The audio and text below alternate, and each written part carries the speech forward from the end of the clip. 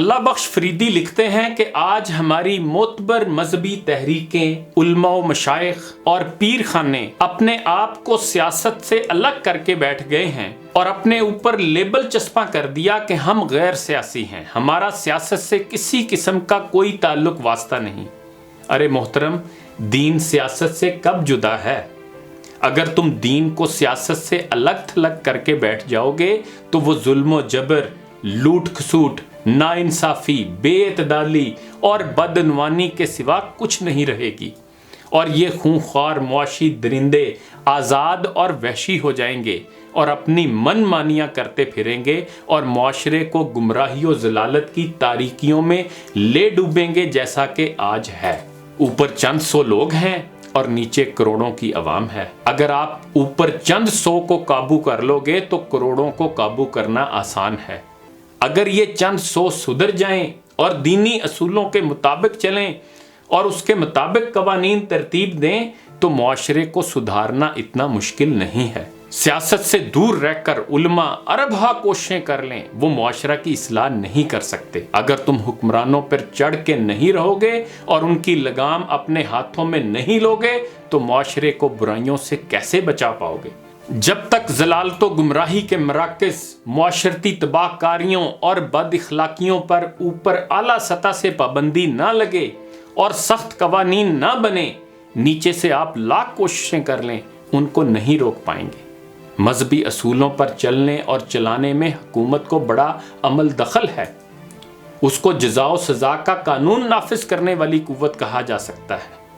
جو قرآن و حدیث اور رشد و ہدایت سے نہ بدلیں، شیطان کی راہ، فساد کی راہ پر چلیں تو ان کو قانون کا ڈنڈا، سخت قوانین کا شکنجہ سیدھا کر دے گا۔ ہمارا معاشرہ جس حد تک پستی میں جا چکا، اب اسے سیدھا کرنے کے لیے صرف ڈنڈا پیر ہی کارگر ثابت ہو سکتا۔ روحانی پیر سب بے وقت اور بے اثر ثابت ہو چکے ہیں۔ وہ معاشرہ میں کوئی تبدیلی نہیں لا سکے۔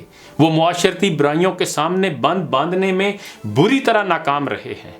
وہ معاشرہ کی اصلاح اور پاکیزگی و پاک دامنی کو برقرار رکھنے میں کوئی کردار ادا نہیں کر سکے۔ آج کتنی جماعتیں تبلیغ کر رہی ہیں، کتنی تحریکیں، کتنی تنظیمیں، کتنے گروہ اور ٹولے معاشرہ کی اصلاح کا بیڑا اٹھائے ہوئے، لیکن کیا معاشرہ کی اصلاح ہو رہی ہے؟ کیا معاشرہ گمراہی و ضلالت کی پستیوں سے نکل کر فلاح، نیکی اور پاکیزگی کی طرف گامزن ہے؟ وہ تو روز بروز گمراہی و ضلالت، فسق و فجور کی گٹا ٹوپ اندھیریوں میں گرتا جا رہا ہے۔ آخر اتنی اصلاحی تحریکیں ہونے کے باوجود ایسا کیوں ہے؟ معاشرہ میں تبدیلی کیوں نہیں آ رہی؟ معاشرہ کی اصلاح کیوں نہیں ہو رہی؟ اصلاحی تحریکیں کیوں مؤثر اور کارگر ثابت نہیں ہو رہی؟ کیا اتنی تحریکوں نے مل کر کئی اشروں کی انتھک محنت سے کسی ایک معاشرتی برائی پر قابو پایا ہے جو اس وقت معاشرہ میں نہیں پائی جاتی؟ کوئی ایک ثابت کر کے دکھائیں کہ یہ برائی ان کی کوششوں سے معاشرہ میں موجود نہیں۔ اس کی کیا وجہ ہے؟ اس کی وجہ یہ ہے کہ ان تحریکوں، گروہوں، ٹولوں اور گدی مکینوں نے اپنے آپ کو سیاست سے الگ کیا ہوا ہے۔ ان کے ہاتھ کچھ نہیں، ان کے ہاتھ اختیار سے خالی ہیں۔ ان کے ہاتھ وہ قانون اور وہ قدرت نہیں جو برے کا منہ پکڑے اور حق کی طرف موڑ دے۔ یہ صرف دھیمی اور نرم بات، نرم لہجہ سے منع تو کر سکتے ہیں مگر کوئی عملی اقدام نہیں اٹھا سکتے۔ اگر ان کے ہاتھ سیاست، قیادت اور اختیار و انتظام ہوتا تو ہر طرح کا عملی اقدام اٹھا سکتے تھے۔ ایسی تحریکیں، ایسے گروہ، ایسے ٹولے، ایسے گدی مکین، حکیم الامت حضرت علامہ اقبال کا یہ قول یاد رکھیں، جلال پادشاہی ہو کہ جمہوری تماشا ہو، جدا ہو دین سیاست سے تو رہ جاتی ہے چنگیزی۔ ڈاکٹر اقبال کا یہ شہرہ آفاق شعر بڑا بامانی اور پر اثر ہے۔ چنگیزی سے مراد لا قانونیت ہے، ظلم و جبر اور خون خرابہ ہے۔ اگر مسلمان قوم ملک کے نظم و نسق اور نظام چلانے میں دین سے علیحدگی اختیار کر لیں تو پھر تباہی شروع ہو جاتی ہے۔ ظلم و زیادتی، ناانصافی، بے راہ روی اور خون خرابہ ہی بڑھتا چلا جاتا ہے، جیسا کہ آج کا ہمارا معاشرہ بے لگاموں، بے مہار ہے اور ہزار کوششوں کے باوجود نہیں سنبھالا جا رہا۔ اسلام دنیا کا یگانہ مذہب ہے جس نے بنی نوع انسان کی مکمل رہنمائی کی ہے۔ دینی، مذہبی، اخلاقی، سیاسی، سماجی، اقتصادی، غرض کے زندگی کے ہر شعبے میں فلاح و کامیابی کا ایک ایسا جامع رہنما اصول دیا ہے جس پر چل کر ہم دین و دنیا دونوں جہانوں میں کامیابی حاصل کر سکتے ہیں۔ اسلام نے کبھی بھی دین و دنیا کی تفریق کو روا نہیں رکھا۔ اس کی نظر میں دنیاوی کام بھی اگر شریعت کی روشنی میں انجام دیے جائیں تو وہ بھی دین ہے۔ اس پر بھی اللہ تعالیٰ کے ہاں سے اجر ملے گا۔ اگر شرعی اعتبار سے دیکھا جائے تو معلوم ہوتا ہے کہ سیاست تدبیر و حکمت اور تنظیم کا نام ہے جو افراد معاشرہ کی فلاح عامہ کے لیے کام کرتی ہے۔ بہتر تدبیر و انتظام اور جامع حکمت عملی سے معاشرے کو ایسے اصولوں پر گامزن کرنا جو ریاست مدینہ کے اصول تھے۔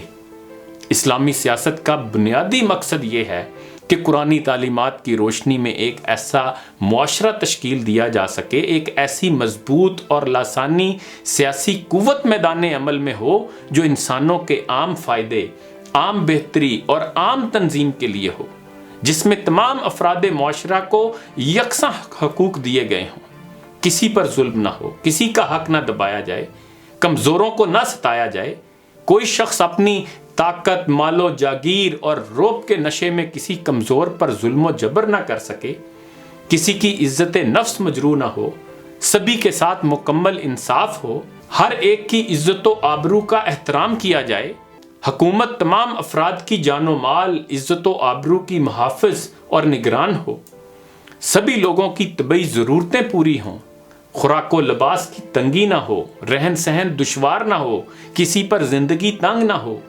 تعلیم، صحت، روزگار کے انتظامات سبھی افراد معاشرہ کے لیے ایک جیسے ہوں، ٹیکس کو جمع کرنے اور مستحقین میں تقسیم کرنے، غریبوں اور بے کسوں کی خبر گیری، قرض داروں کے قرضوں کی احسن ادائیگی، بے گھروں کے لیے رہائش کا انتظام، بیواؤں کی نگرانی، الغرض ہر وہ کام جسے سیاسی قرار دے کر دین سے جدا کر دیا گیا اور جس سے علماء بھی دستبردار ہو گئے اور اپنا ہاتھ پیچھے کھینچ لیا، وہ اسلامی تاریخ کا حصہ رہا ہے اور اسے انبیاء اور علماء ہی سر انجام دیتے رہے ہیں۔